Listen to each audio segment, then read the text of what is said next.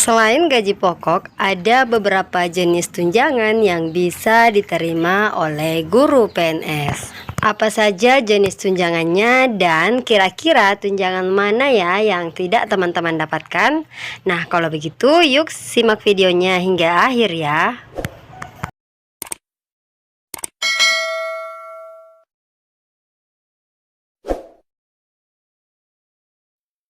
Assalamualaikum warahmatullahi wabarakatuh. Hai teman-teman semua, kembali lagi bersama saya Hidayah di channel Info Dunia ASN.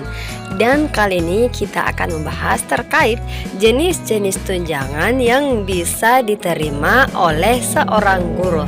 Nah, untuk teman-teman yang sudah ASN, mana nih yang jenis tunjangan berikut yang tidak didapatkan? Karena banyaknya jenis-jenis tunjangan yang bisa diterima oleh guru serta kurangnya resiko pemecatan atau PHK, maka animo masyarakat untuk menjadi seorang ASN, baik itu P3K ataupun PNS, masih sangat tinggi di Indonesia. Jadi bukan rahasia umum lagi teman-teman, jika menjadi ASN atau PNS banyak diminati orang karena tunjangan yang dimiliki. Nah, tunjangan sendiri diberikan untuk menunjang kinerja para pegawai negeri dalam mengemban amanah. Nah, untuk guru tetap bukan PNS yang mempunyai serdik tetapi belum memiliki jabatan fungsional guru, maka diberikan tunjangan guru profesi sebesar 1,5 juta per bulan sampai dengan memperoleh jabatan fungsional guru. Nah, terkait ini kita sudah jelaskan pada beberapa video sebelumnya teman-teman. Alasan bagi guru non PNS sehingga hanya mendapatkan tunjangan sebesar 1,5 juta per bulan karena belum memiliki jabatan fungsional. Nah, apa sih itu jabatan fungsional? Ya, jadi jabatan fungsional adalah kedudukan yang menunjuk tugas, tanggung jawab, wewenang, dan hak seorang PNS. Jadi apa saja nih ya yang termasuk jabatan fungsional? Jadi kita harus paham ya teman-teman, kira-kira apa sih jabatan fungsional itu dan apa saja yang termasuk jabatan fungsional ini. Jadi jabatan fungsional itu jabatan teknis yang tidak tercantum dalam struktur organisasi, tetapi dari sudut pandang fungsinya sangat diperlukan dalam pelaksanaan tugas-tugas pokok organisasi. Ya, misalnya guru, dosen, dokter, perawat, bidan, apoteker, dan masih banyak lainnya teman-teman. Jadi, nah, guru ini termasuk jabatan fungsional. Oke ya, sampai di sini dipahami ya bahwasanya guru ini termasuk jabatan fungsional. Nah, untuk tunjangan fungsional sendiri adalah tunjangan jabatan yang diberikan kepada PNS yang diangkat dan ditugaskan secara penuh dalam jabatan fungsional suatu ketentuan peraturan perundang-undangan.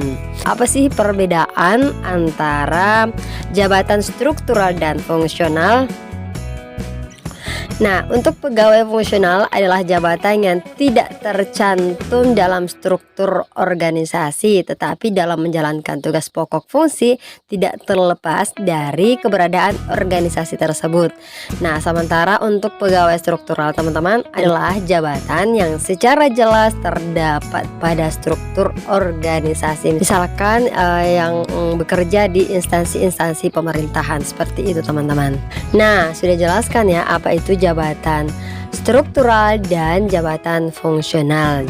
Jadi untuk guru sendiri tadi termasuk jabatan fungsional. Nah, sekarang kita cek ya tunjangan apa saja yang bisa diterima oleh PNS guru.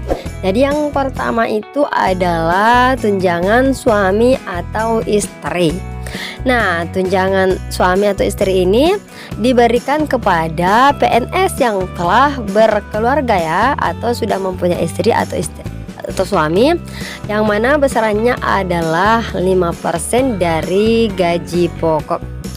Nah, Tetapi apabila kedua-duanya adalah PNS, maka tunjangan diberikan hanya salah satu dan yang mempunyai gaji tertinggi. Jadi kedua-duanya PNS teman-teman, maka yang mempunyai gaji tertinggi lah yang akan mendapatkan tunjangan suami atau istri ini. Jadi tidak kedua-duanya, tetapi hanya salah satu di antara keduanya. Nah, kemudian tunjangan anak teman-teman.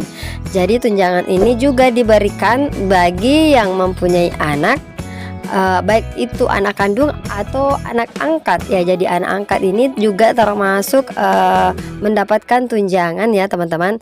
Dan tentunya berumur kurang dari 18 tahun, kemudian belum pernah menikah, tidak mempunyai penghasilan sendiri, dan nyata menjadi tanggungan, maka tentunya hal ini diberikan tunjangan anak sebesar 2% dari gaji pokok untuk setiap anak ya. Oke, jadi besarannya adalah 2% dari gaji pokok.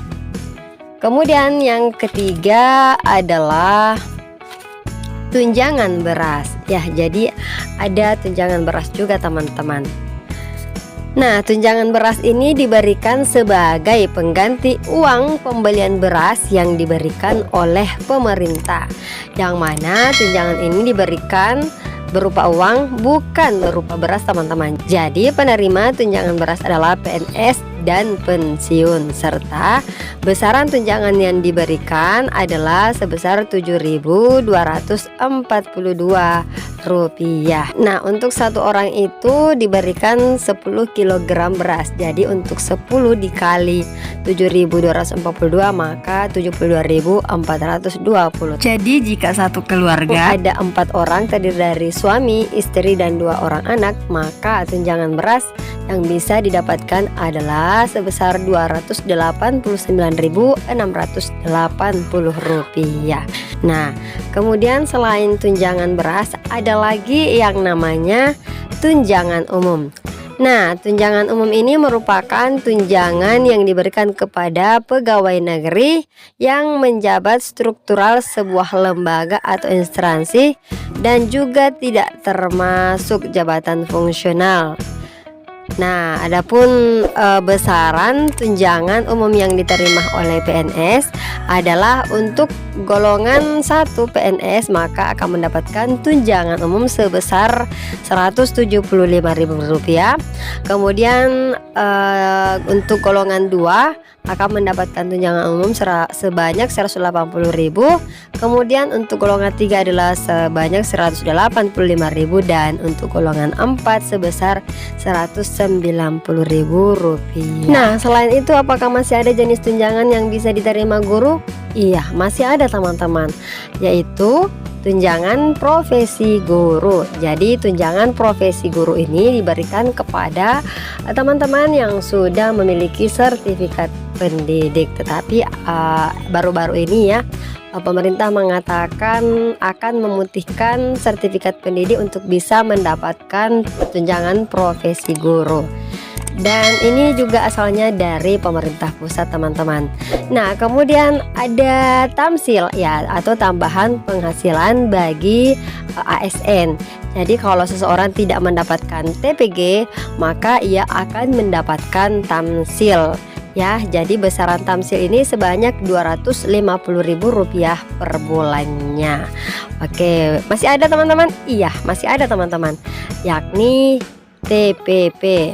Ya, jadi ini adalah tambahan penghasilan untuk pegawai. Namun untuk TPP ini tidak semua pemerintah daerah memberikan TPP ini kepada ASN-nya. Apakah masih ada lagi? Iya, masih ada teman-teman, yakni tunjangan daerah terpencil. Jadi misalkan teman-teman itu mengabdi pada sebuah daerah terpencil ya, atau misalkan di daerah Papua atau di wilayah 3T, maka akan mendapatkan yang namanya tunjangan terpencil dan besarannya juga sebesar gaji pokok.